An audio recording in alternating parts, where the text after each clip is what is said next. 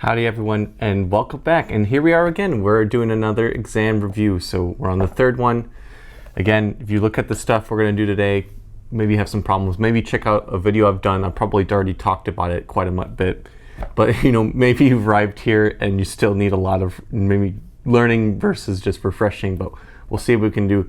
I'm going to again just do this on the fly, so whatever bad things happen, if something really bad happens, I'll edit it out. But we'll see how it goes. Hopefully this will be informative and help you along your way. Okay, let's go.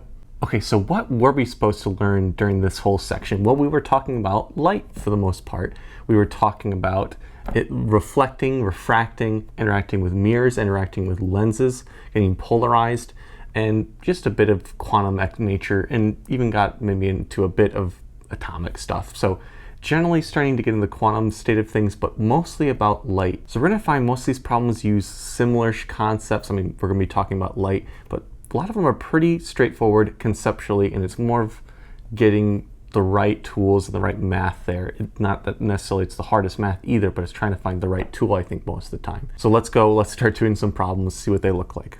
If unpolarized light, I naught, whatever, it goes through these filters, what happens when we get to the end? Okay, that's fine. So remember that the intensity of light changes, so it goes from I1 to I naught cosine squared of this angle of the filter. And that's what we're going to have when light goes from some polarization, and this is the difference in these sort of polarization angles. So the first thing we have to remember is that when light goes from unpolarized, so it's unpolarized here, going through, and then it gets polarized, its intensity just gets decreased by a half. So let's start labeling this. So this is going to be I1 going through here, it's going to be I2, and this is going to be, well, they call it I, but I'm going to call it I3 going through here. So let's write equations that relate them all. So this is general, maybe just put a prime here. So for our equation, for our problem, I1 is just going to be I naught, so the original one, multiplied by a half. Okay, so we can keep going. So we go from here to here. What happens? So the angle is 30 degrees this way, and then it's 30 degrees this way. So what does that mean? What do we put in for this equation? Well, we put in the difference, so that would be 60 degrees. So how does I2 relate? Well, it's going to be I1 times cosine squared of 60 degrees. That is it. And then we're going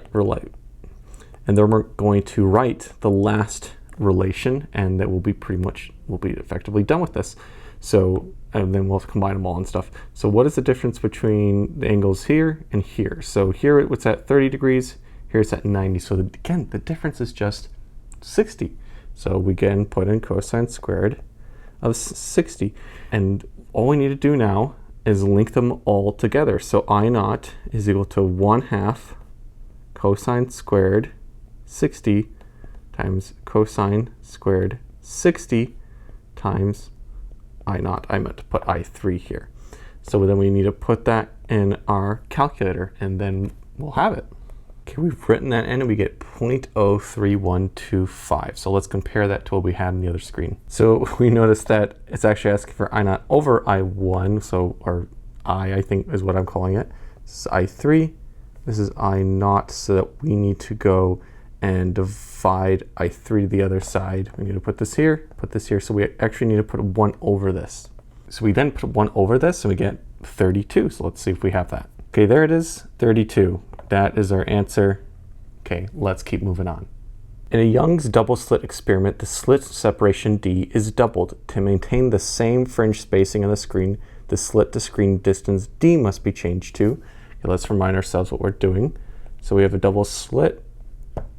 We have some type of maximum being created and various other maximums being created.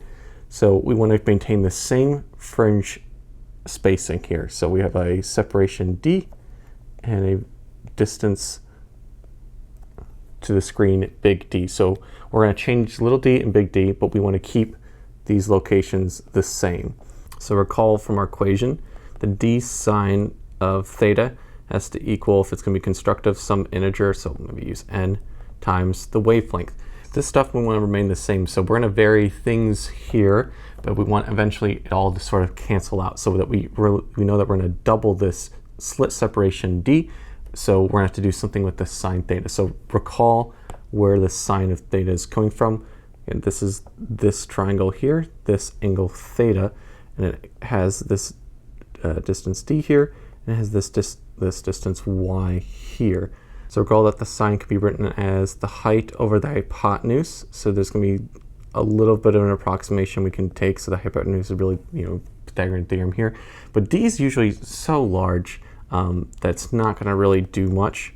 So we can effectively write it that it's going to be equal to the hypotenuse, meaning that we can just replace this whole term here with d and nothing's really going to change. So we get d times y over big D. So what happens if we double this?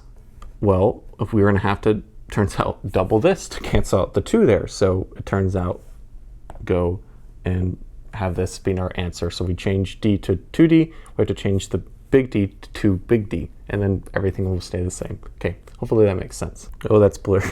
Uh-oh, that's blurry. So light from an underwater source at 0 impinges upon a water-air interface. The angle in the picture that correctly labels the critical angle is... So what is the critical angle? Well, we have a few angles. We talk about the Brewster angle. We can talk about the critical angle. So the critical angle is when light goes from being at some angle to being completely, totally internally reflected. I mean, I'm actually not going to see any of the light from below here. If I'm looking up here with my eyes, I will never see the light coming from this angle because it's been completely stuck at the surface. So it's the minimum angle once that starts to happen. So what is that? Well, it's going to be this angle here. So it's the angle of which it comes in and completely gets totally internally reflected. So it's going to be 2 here. If we assume normal incidence, which of the following approximate thicknesses of a soap film of this index refraction would result in destructive interference when viewed given the light, given the reflected light has wavelength 400 nanometers. Okay, so what's going on here? So when you have a interface change, part of the light will get reflected over here.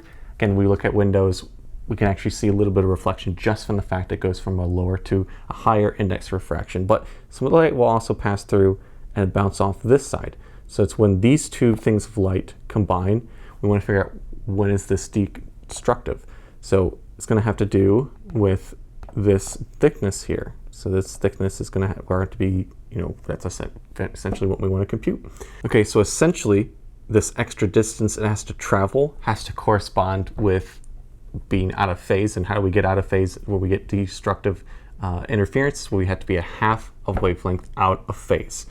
So that means that we could get half wavelength off by any number. So we could shift it by a half wavelength, 3/4, well, not 3/4, 3/2 of a wavelength, 5/2. So it has to be some integer plus a half wavelength. Now, I think they're talking about the minimum thickness where, so there's actually going to be a number of thicknesses that'd be appropriate, but I digress.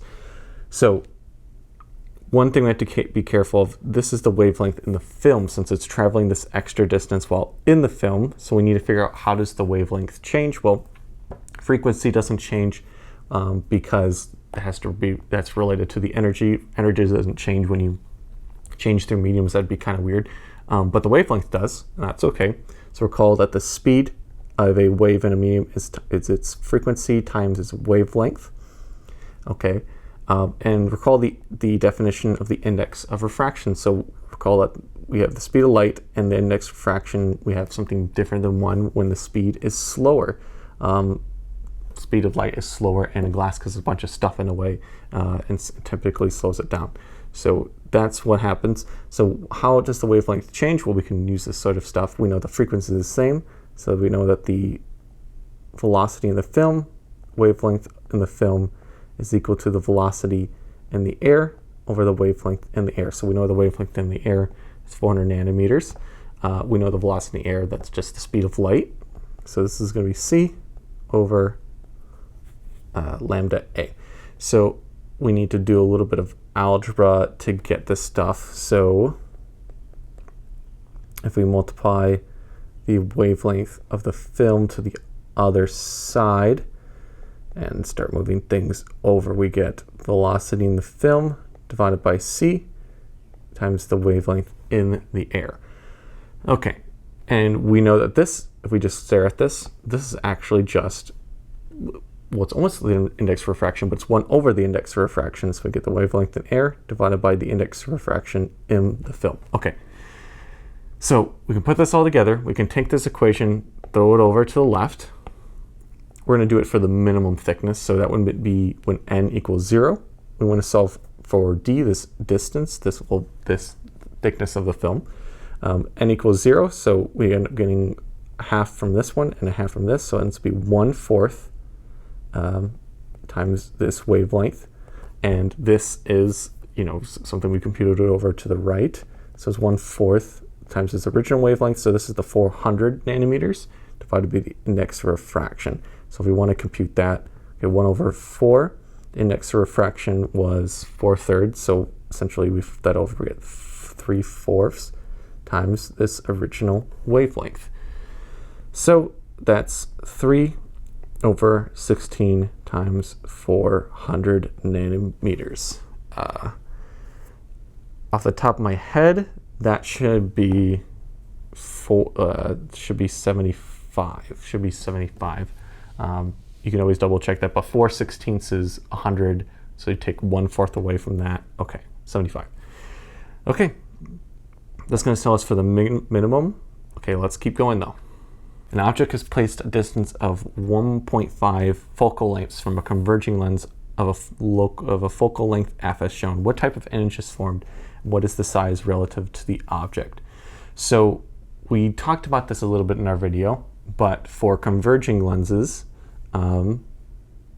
if you have something that's outside the focal length, something over here, you're going to get an image that goes and converges on the other side. I don't think that was the best thing. It goes, yeah, it sort of looks like this. So you're going to get a real image because it's on the other side, and for lenses it goes through. I like to think about it as a projector. If you have a projector, if all the light goes and converges to one point, it should be a real image. And how do we know that? Well, one of the lines that you draw through the focal length should go through and then gets bent parallel. And we can see, well, that's going to make an image on the other side. And you draw the one right through the middle, that's going to also reach the same point. They're converging to the same spot. It's got to be real. So it can't be this stuff. That's all out. And we can see already it's inverted. And if we spend a little more time thinking about it, we'll also realize that's larger. So why is it larger? Well, let's talk about it and think about it for a second. What's happening to the distance? Is it closer or farther away? I think we should think about that. So if we write down our equation, 1 over f equals 1 over the distance to the object plus 1 over distance to the image. We actually probably could just, compute this right now. We have 1 over f, and the distance to the object is 1.5 times f, so I'm going to write that as 3 to f. So we want to solve for this distance stuff. So let's just mathematically do this, because I think I know the answer, but I want to be able to show it. So we go and add it to the other side. We get 1 over f minus 2/3 f. So that would leave us with 1/3 over f, equals 1 over di. So di is going to be equal to 3f. So when I was drawing the picture, a little bit exaggerated, but it should be larger. It should be larger. It should make an image that's further away. Okay, that gives us one clear answer. It's going to be this one. Let's keep going. A small object is placed on the optical axis 20 centimeters from the pole of a convex spherical mirror. The image formed is virtual and 10 centimeters from the mirror. What's the focal length? So let's draw it. What's going on? It's a convex spherical mirror. So I always like to draw the objects on the left side. So convex looks like this. The focal length, let's say this is 20 centimeters. Well, we don't know what the focal length is. And the image is virtual, and it's 10 centimeters from the mirror. So it's virtual, and is 10 centimeters from the mirror. So if it's virtual, it's going to be on the right side. So it's the opposite what it is for lenses. So I'm guessing it's just going to be smaller. And I'm guessing the focal length, I don't know where it is. Maybe it's somewhere here. We're going to figure out where it is. So let's go put that into our optics equation. We're going to have to really just compute it. So we know that the focal length is going to be negative in this case. So we'll verify and we'll show that it's got to be the case because it's convex mirror. So 1 over the focal length equals 1 over the distance to the object plus 1 over the distance to the image. So we have these numbers. I mean, we can just sort of work with this already. I'm going to ignore the centimeters for a moment. We have 1 over 20. And then since it's on the other side, it's going to be minus 1 over 10. So what's 1/20th minus 1/10? Well, it's going to be negative 1/20th. Hopefully that makes sense. So the focal length is going to be negative 20 centimeters. So it turns out, that's interesting that the focal length, how I drew it, is actually incorrect. It's actually right here instead. Should make sense. Convex mirrors have to have a negative focal length, and virtual images have are on the other side and are going to have a negative sign as well. So kind of a special case, but it's got to be this one. It's got to be this one. Okay, let's go. Consider the setup of a single slit experiment shown in the figure. The first minimum is 400. First minimum for 400 nanometer light is at Y1. The first minimum for 600 nanometer light is at Y2. What is the ratio of Y2 over Y1? So we didn't talk too much about single slits, but essentially what it looks like is that the slit width, so that's this being A here, is equal to m times lambda. So this is weird because this is actually where the minima are. So when we write this similar equation for double slits, this is actually where the maxima are. So it turns out we can't quite easily compute analytically where the maximums are for single slits. It's a little bit weirder, but the minimums thankfully are. We need to introduce Y1 and Y2 here. So again, I'm going to use a bit of an approximation, because with Pythagorean theorem, it gets a little bit funny. So again, recall that the sine theta is going to be this y over the Pythagorean theorem. So it's, in this case, they call it L squared plus y squared m theta. So what's going on here? Well, L's always going to be a bit bigger. It's always going to be quite bigger than the slit width. So typically, we can take the approximation that we get YL here, m lambda. So here we have a relation here. If we go change the light, we change the light, we're changing the wavelength here, and we will expect a difference because we're not changing anything else. For the minima, we're not changing the slit width, we're not changing the distance, we're not changing which maxima, or this would be minima in this case. We're just changing these two. Well, we're changing this and seeing how y changes. So if we change, increase this by 1/2, this is going to increase by 1/2. So we can see that should be proportional. So these are proportional. So if I go and I have y1 over y2, everything else should cancel out, and it should be lambda 1 over lambda 2. So what is lambda 1? Well, that is 400 nanometers, and this one is 600 nanometers. So it should just be 2/3. That's what this ratio should be. And there we go. I mean, there's nothing else complicated with it. We can, we could have made it a little weird with Pythagorean theorem, but if you put in any reasonable numbers in here, you'll find that's essentially what we get. So let's keep moving. Hopefully that was quick enough. Let's go. A certain kind of glass has an index refraction of 1.65 for blue light, wavelength, whatever. Index refraction that's slightly different for red light. Beam containing these two colors, is incident at an angle of 30 degrees on a piece of glass. What is the angle between the two beams inside the glass? So what is going on? Well, let's draw a picture. So we have red light coming in.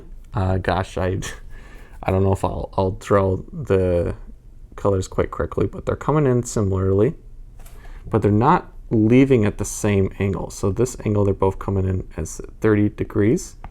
So red light tends to get bent less. I don't know. And then we have blue light coming in. Similarly. I think I did this wrong. I think I did it backwards. Yeah, I did it backwards. Okay, blue light's going to get bent more. Oh, jeez. It's going all horrible. And then red light's going to be like this. It's going to be something like that. So there's going to be some angle, and it's the fact that the index of refraction inside here is not exactly equal for the blue and red light. They're telling us that. So we want to figure out the difference in that angle. So we're essentially doing this problem twice with slightly different index of refraction, and then we're going to subtract. That's it. So recall Snell's law. So we have, I'm assuming the index refraction of air times sine of this incident angle equals the index refraction in this glass. So that's going to be different for, we're going to have to do this problem twice, plus this final angle. I don't know. Cool, whatever. We're going to have to do the problem twice. So we're going to do it for blue, and we're going to do it for red. But again, let's do algebraically so we don't have to do too much of work in the end. So how do we solve for this angle? Well, we have to divide the index of refraction onto the other side. So we get index refraction of air, index of refraction of glass, sine theta I. And then we take the inverse sine of both sides. So that is the inverse function. It kills the sine function on the left, and then it just encompasses the stuff on the right. So this is something that is a function in our calculator. We can just throw it in. So essentially we do this problem twice. We throw this in the numbers for blue, we throw in the numbers for red, and see what happens. We don't have to really care too much about the wavelengths, just the index of refraction. So let's do that. Let's go and we'll from alpha and write down what each of these are, and then we can just subtract them. Okay, so if you compute it for red light, we'll find that we get 18 degrees here. So let's write that down. 18.03 degrees. Okay, let's put in the number for blue light. And here we get 17.64. So they are a little bit different. Okay, so this is the idea essentially as a prism. So we take the difference of these two, 18.03 minus 17.64. Quick maths, 0.67 degrees. So this is what a prism does. A prism has a material that has a different index of refraction for colors, and it separates out the colors, and that's essentially the Pink Floyd logo there. Okay, but yeah, let's just keep going on. We're almost there. Let's keep going. We got this. A coin is at the bottom of a swimming pool, which is 1 meter deep. The index of refraction of water is that, and air is 1. I want to put in 1. What is the apparent depth of the coin from seen from the water's surface? Apparent depth in the present context is a positive quantity. So why is there apparent depth? Well, it's the same thing when we look at a glass of water. We see a pen sticking in it and it gets bent. So when light gets bent and gets slowed down and refracted in all these different weird ways, our normal perception of reality is, to put it, a straight line where it should be, but once it gets bent, it looks like it's in a different place than what it actually is. So this pool is 1 meter deep. It's not going to change, but what it looks like visually using the light coming off it, it's going to look a bit different. So how do we compute that? Well, it's going to have to do with the speed changing.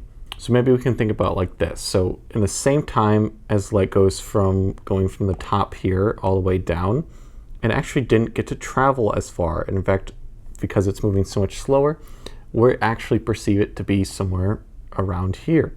Again, just based off purely the speed is what we're used to. So we want to figure out how far that is then. So recall that the velocity that anything goes is the distance. Again, we're doing the average is the distance it travels or the time. So the time for these things is really the same. So we essentially can relate the two quantities, the time it takes to the other time it takes. So this is the real one, and this is going to be the apparent one.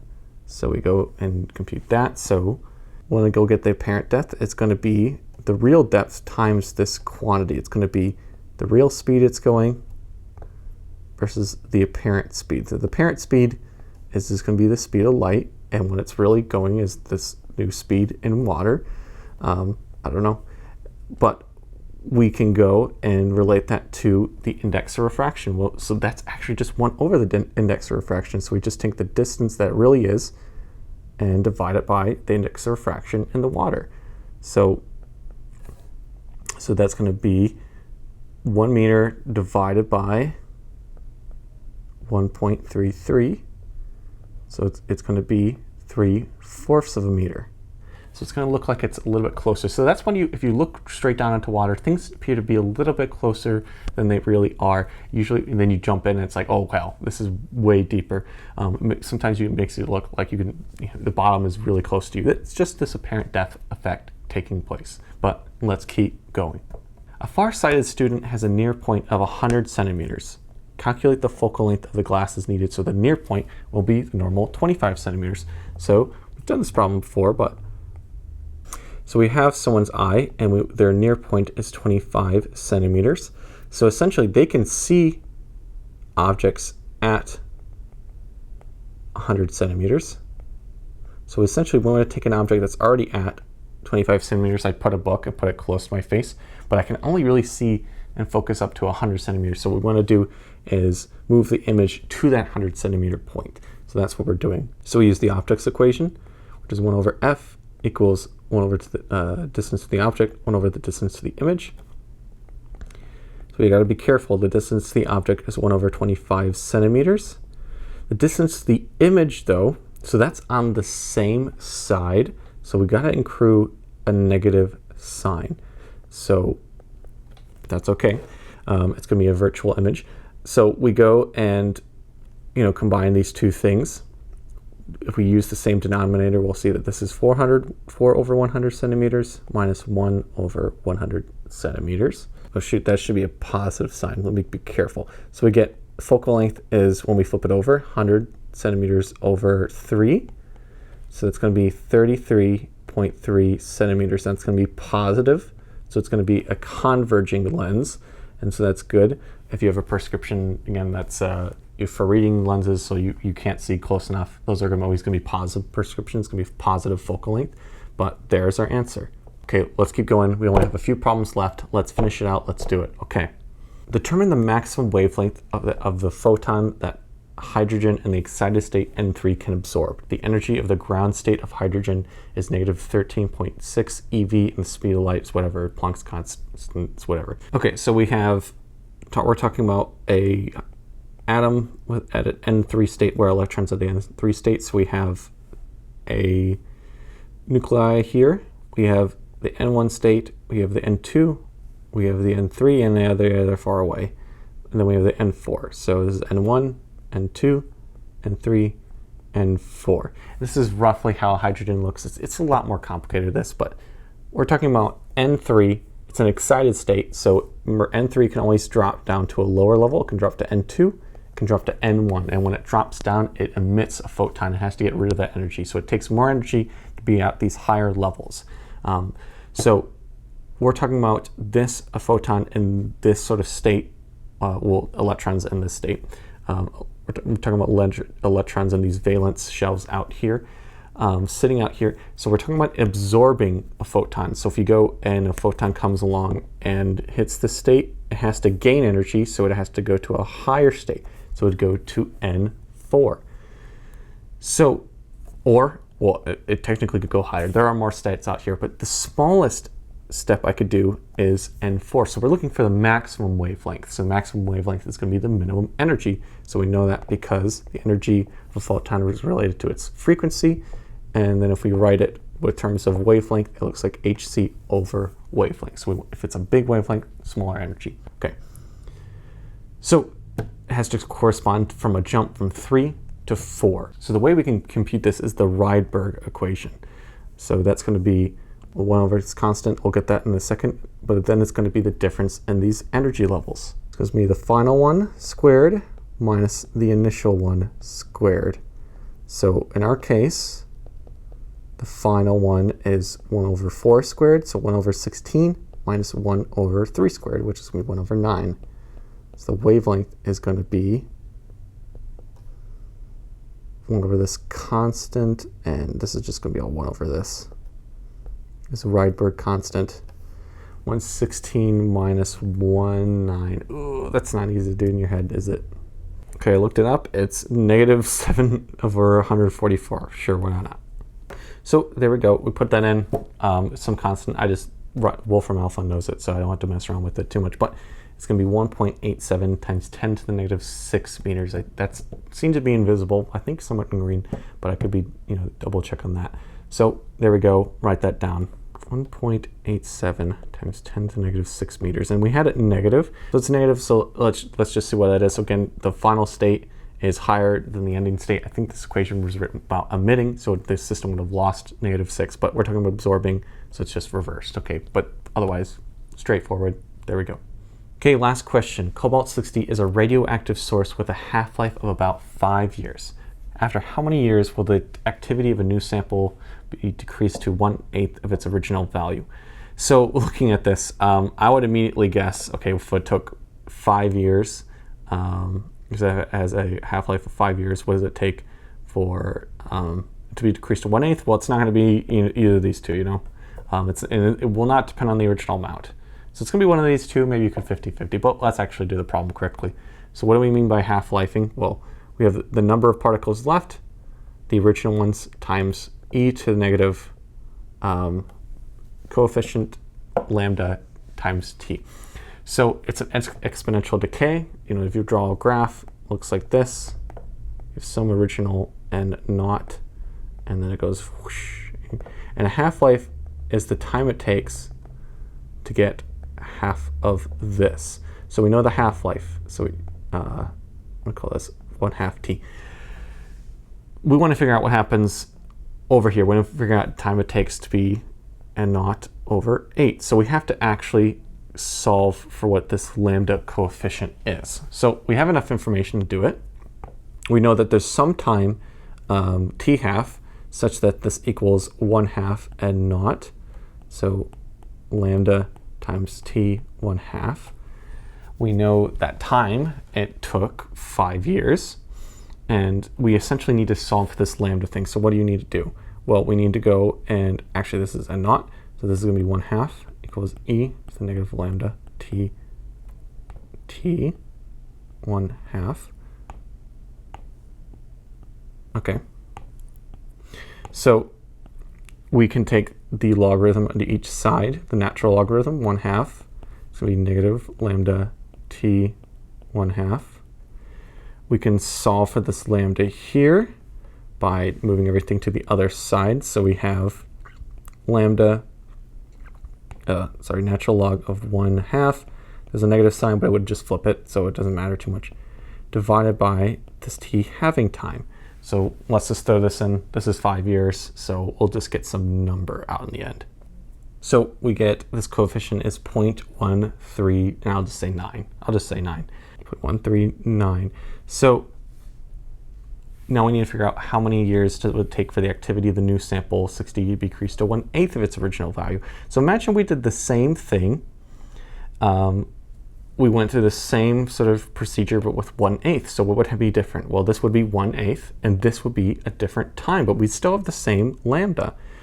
So if we went and solved for the t 1/8 time, it would be equal to negative 1/8 over this same lambda. So we can throw that into our calculator, see what happens. So we do that, we find approximately 15 years. It should be about 15 years. So let's do that. Okay, we go circle 15 years. That's our answer. Okay, that's it. That's all for this section. We're getting really close to the end of the semester. Figure out what more we need to do. Maybe we'll do a final video, but hopefully it's enough. It's a lot of different types of material. It's a lot of different stuff. We have to all kind of mesh together. You can sort of see where it's coming from. A lot of light, a lot of random little quantum things, a little bit of chemistry thrown in, but we're getting to the end. We've almost gone over everything we needed to go over. You got this. You can succeed. We're there. If you've been doing work the whole time, hopefully this is just a good refresher. But if you need to catch up, again, plenty of other videos for you to look at, and you can always ask me questions. Okay, thanks as always for watching. Really appreciate you watching. Okay,